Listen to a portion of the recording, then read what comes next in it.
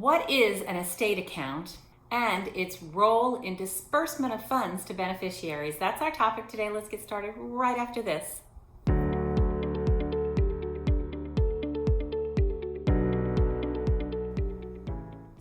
Welcome back to my channel. I'm Kim. I am an expert with helping with homes in probate or trust administration. You're probably watching this because you're wondering, what is an estate bank account?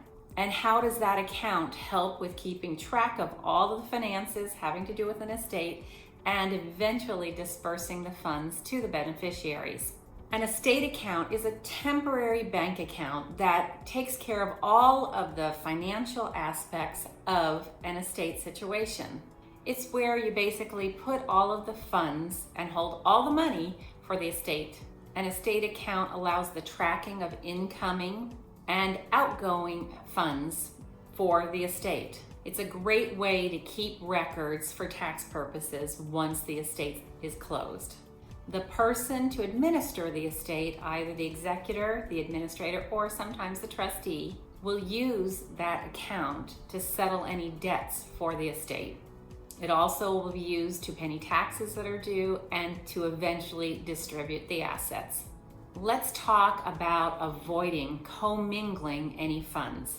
There are many rules for personal representatives of an estate, and one of the very important rules is to avoid commingling any of the estate's assets. What does that mean? In simple terms, what it means is that the personal representative must keep their funds separate from the estate funds. If you use the estate's money for your own gain, you could end up with some really big legal issues. You are usually entitled to get back any expenses that you put out for the estate from your own funds, but it's really important that you keep very detailed records of any expenses that you would pay out of your own funds. But once you have set up an estate account, then you want to specifically use that account to pay for anything and also to put any monies that might come in, such as collecting any unpaid bills for the decedent, or if they should happen to have investment accounts, those funds could be closed out and then put into the estate bank account. Naturally, you want to keep very detailed records of everything that you are doing as the personal representative. So an estate bank account is held in the estate's name. And again, its purpose is to temporarily hold any funds that have to do with the decedent and the estate.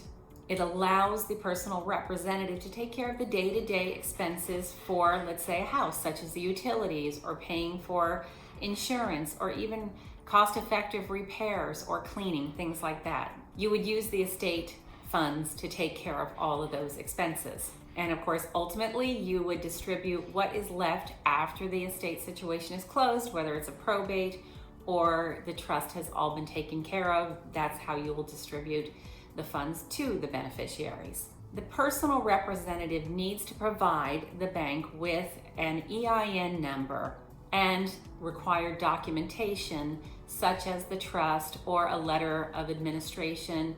Sometimes banks will ask for the death certificate so that they can be sure that the person that you are now going to be the personal representative for has passed.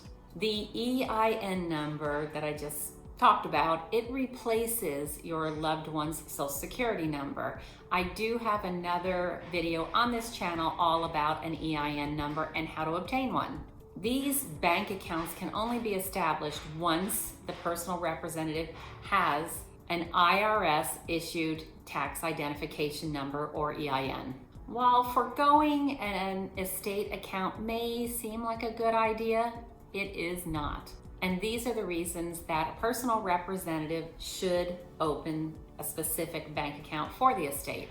One, it simplifies access to the decedent's funds. Two, it's a place to deposit any checks that were written into the decedent's name. Three is easier record keeping.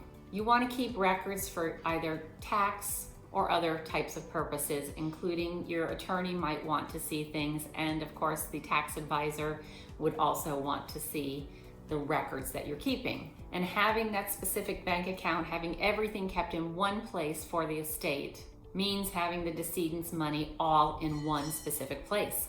In order to avoid potential liability, personal representatives must be extremely careful in their management of the decedent's funds. And number 4 is avoiding commingling. In order to avoid liability issues, the personal representatives must be prudent to not commingle the funds of the estate with their own personal funds. It's useful to have an estate account in the form of a checking account. But of course, depending on how many funds are available for the estate, having a savings account is also a good idea. Or even possibly a money market.